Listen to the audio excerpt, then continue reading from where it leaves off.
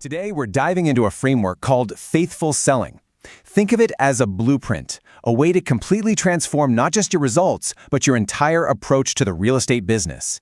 Let's jump right in. So, if you're in real estate, you know the feeling, right? That constant pressure to close a deal, the sting of rejection after you've poured your heart into a client, the anxiety that just hangs in the air with such an unpredictable market. It's a tough, demanding career. But what if there was a completely different way to handle all of this? Well, this is the core promise of Faithful Selling. It's about a fundamental shift, moving your foundation away from all that stress and striving and onto something much, much more solid. It's about reframing your job from just a series of transactions into a genuine, purpose-driven calling. Okay, so let's get into the very first pillar, understanding the divine purpose behind what you do.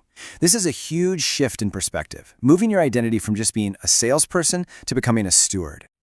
This verse right here is the anchor for this whole idea. The concept is that your skills, your charisma, your strategies, your ability to close a deal, these things don't just come from you alone. They're seen as gifts. So the wealth you create, it isn't just for your own bank account. It's seen as a confirmation of a bigger promise. And this is the game changer. It completely flips the primary goal. See, profit becomes the result, not the reason you get up in the morning. Your real purpose is to faithfully use the talents you've been given. When you operate from that space, creating wealth suddenly becomes an act of service. And this just beautifully illustrates your new role. You are a tagapangalaga, a steward. You're not just moving paperwork and transferring titles. You are literally managing someone's trust. You're not just selling a piece of land. You are being entrusted with the dreams of our clients, mga pangarap ng clients natin. It elevates every single thing you do. Okay, let's move on to our second pillar, which is all about putting that new purpose into practice. It's about acting in faith, not fear. It's about moving forward with trust, not with hesitation. You know, faith isn't just a passive feeling, it's an action word. This verse makes it crystal clear that belief requires movement. In the world of real estate, this means your conviction has to translate into consistent, daily, tangible actions. Now look at this. The contrast here is so powerful. On the left, acting in faith is all about being proactive. It moves. Gumagalaw ka sa tiwala. You're sending the messages, you're scheduling the site visits, you're planting those seeds every single day. You start to see every no as just a bit of training for the yes that you know is coming. But on the right, you have fear. It just waits, it hesitates. It's that little voice that says, hintayin ko muna magka-client. And that just leads to stagnation, to paralysis. This brings us perfectly to pillar number 3. Excellence is your worship. This is where your daily work ethic, your grind, becomes a form of devotion. This quote reframes everything about quality. Your ultimate client isn't just the buyer or the seller. The idea is to work for a much higher standard. Suddenly, your diligence, your discipline, your integrity, it all becomes an act of worship that reflects what you truly believe. So, what does this actually look like on a random Tuesday? It's really simple and practical. You prepare every single presentation as if you're presenting it to the Lord Himself. You communicate with absolute, unwavering integrity. You handle that mountain of paperwork with meticulous care. And you conduct yourself with respect for every single person involved. That's diligence in action. All right, on to the fourth pillar. And this one recenters everything around the person you're helping, putting the client first. In this framework, service is the highest form of love in the world of business.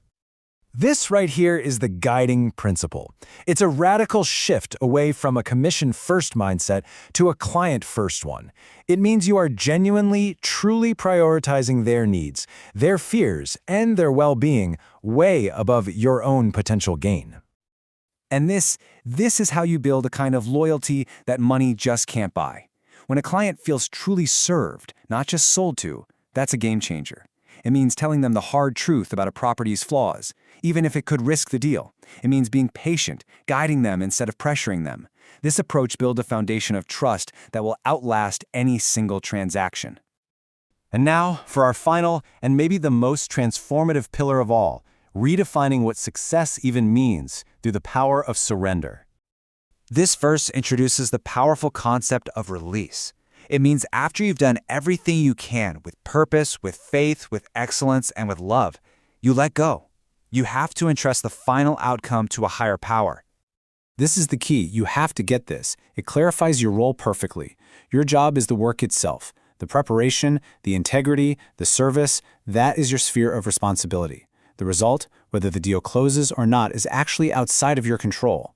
And separating your effort from the outcome, well, that is incredibly freeing. And so, this becomes the new metric for success. It's not the number on the commission check.